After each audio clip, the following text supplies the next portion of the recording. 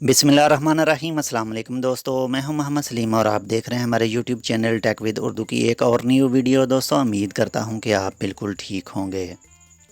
दोस्तों आज की वीडियो में हम बात करेंगे ओमान मस्कत में आज़ाद वीज़े के हवाले से, और इसी आज़ाद वीज़े पर ओमान की हुकूमत ने एक ओमानी को जुर्माना और कुछ साल जेल की सज़ा सुनाई है, और दूसरे दो ओमानियों की तमाम तर कंपनियां स्टॉप कर दी हैं।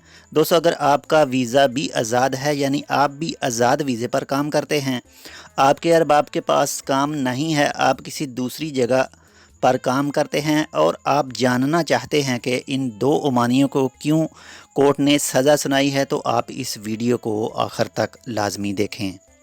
दोस्तों वीडियो की मज़ीद तफसील तक जाने से पहले आपसे एक छोटी सी अर्ज़ है कि अगर आपने अभी तक हमारा ये channel tech with Urdu subscribe नहीं किया तो ऐसी ही मज़ीद अच्छी और मालूमाती वीडियोज़ के लिए आप हमारा YouTube channel tech with Urdu subscribe कर सकते हैं। आप जैसे ही सब्सक्राइब के बटन के ऊपर क्लिक करेंगे, इसके साथ में एक बेल का आइकन आएगा, आपने बेल के आइकन के ऊपर भी क्लिक करके ओके कर देना है, ताकि हम जो भी न्यू वीडियो इस चैनल पर अपलोड करें वो सीधा आपको नोटिफिकेशन के ज़रिए मिल जाए। और अगर आप हमारे चैनल के पहले से ही सब्सक्राइबर हैं तो आपका बहुत बहुत शुक्रिया। तो चलें दोस्तों बढ़ते हैं वीडियो के मज़ीद तफसील की तरफ। दोस्तों वैसे तो ओमान मस्कत में कोई भी आज़ाद वीज़ा नहीं है। ओमान हुकूमत जो भी वर्क वीज़ा इशू करती है वो लाजम किसी ओमानी के नाम पर ही इशू होता है, यानी जिस भी कंपनी का वो वर्क वीज़ा होता है वो कंपनी किसी ओमानी स्पॉन्सर के नाम पर ही रजिस्टर होती है। लेकिन कुछ कंपनियां ऐसी भी होती हैं जिनमें तकरीबन 50% का इख्तियार ओमानी का होता है और 50% खारजी का। उस कंपनी को LLC रजिस्टर करवाना पड़ता है, और LLC कंपनी रजिस्टर करवाने के लिए तकरीबन 30 से 40 हज़ार ओमानी रियाल बैंक में शो करवाना पड़ते हैं। ये 30 से 40 हज़ार रियाल से कम और ज़्यादा भी हो सकते हैं, मैं तो आपको सिर्फ़ एक अंदाज़ा ही बता रहा हूँ। बहरहाल बात करते हैं कि जिन ओमानियों को ओमानी कोर्ट ने ख़बरदार किया है, यानी सज़ा सुनाई है, उन्होंने आखिर क्या ऐसा किया था और उनका ताल्लुक़ कहाँ से, यानी किस सिटी से और किस सूबे से है। दोस्तों उनमें से एक ओमानी का ताल्लुक़ ओमान के सूबे दफ़ार के शहर सलाला से है। उस ओमानी के हवाले से टाइम ऑफ ओमान में एक आर्टिकल छपा था 6 मई 2019 को।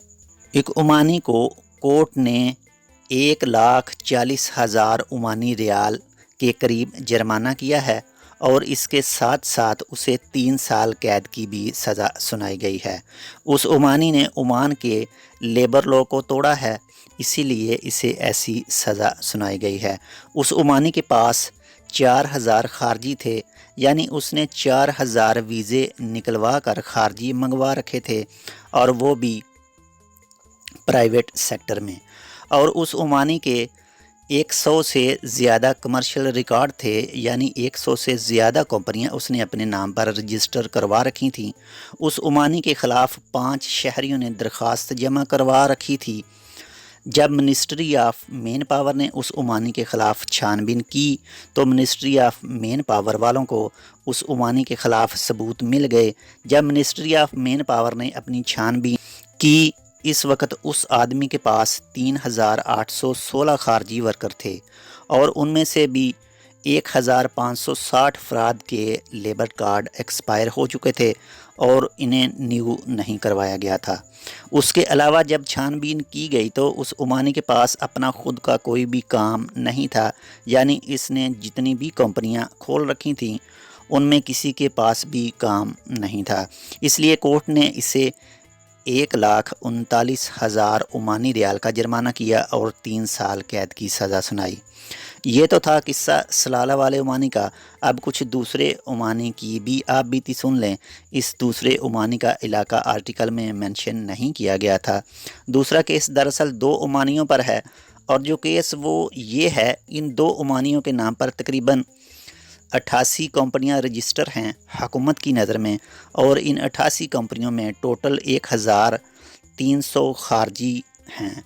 यानी इन 88 कंपनियों के नाम पर इन 2 ओमानियों ने 1,300 वीज़े सेल किए थे, और इन 1,300 में से कोई भी ओमानी नहीं था।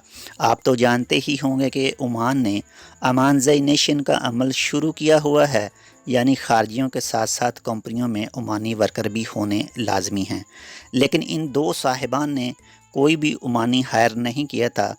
نمبر 1 تو ان کی یہ غلطی تھی، نمبر 2 ان عمانیوں کے پاس اپنا خود کا کوئی کام بھی نہیں تھا اور ان کے سب ورکر باہر کام کر رہے تھے۔